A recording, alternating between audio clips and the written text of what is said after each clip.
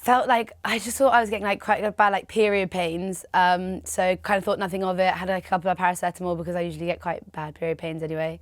And then woke up the next morning and had like this crazy temperature. Like I felt like really, really hot, and my heart literally felt like it was like coming through my t-shirt.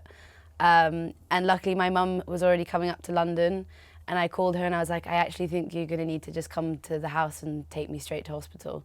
When I came in, it was literally the nurse that was on A&E. So when she took my like temperature and my heart rate, they like pulled me straight into like the kind of room where you get like your blood test and all those things, and just put me straight onto kind of the IV, because they were like, there's some sort of like, I remember them actually saying she's septic, and I was like, I don't know what that means, but it sounds a bit weird. The reason that I was in there so long, well, felt like so long, was because they couldn't source where the actual infection was like coming from. So for like 3 days I was on the wrong antibiotics because they thought it was like my kidneys. So yeah, once they finally sourced the infection, then I started to get better like a lot quicker, but it was pretty scary because I kept kind of going up and down, like my kind of like blood infection levels kept kind of like skyrocketing and then coming down a little bit and then going back up again. So yeah, it was pretty scary for like everyone. My thing was just like, I wanted to get out. I just wanted to not be in hospital anymore. I didn't want to be sat down anymore. I couldn't like understand why I wasn't getting better, because I was just like almost angry at my body. And I was like really struggling like mentally in there to be like, how are you in here? Like, how has your own body like done this? Yeah. They don't want to be like, oh, you can die from this. But there was definitely moments where I was like at the doctor's house, like, I just want to go home. And they were like, Laura, but you can't, like you're like too ill. And I think when I realized I was actually too ill to leave the hospital, that was when I was like, okay, you just got to deal with this and be in here until you're better. Being bulimic and having that eating disorder made me so much more mentally strong. The things that you had to go through in the recovery, I became a much more like mentally strong person.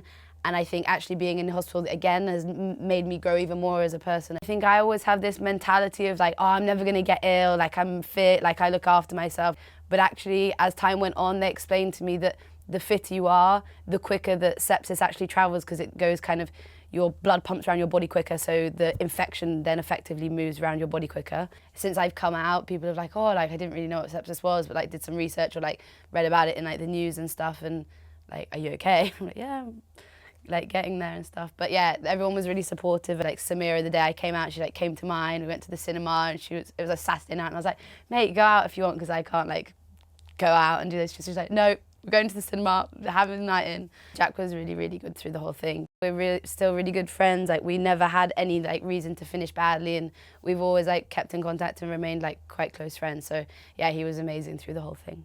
Not until I've come out and seen like some of the comments on my Instagram of people being like they've lost like loved ones to sepsis and things like that, that I've actually realised just how lucky I have been to, you know, have the recovery that I've had and to be able to, you know, be here now. Everything's like quite swollen where I had the infection.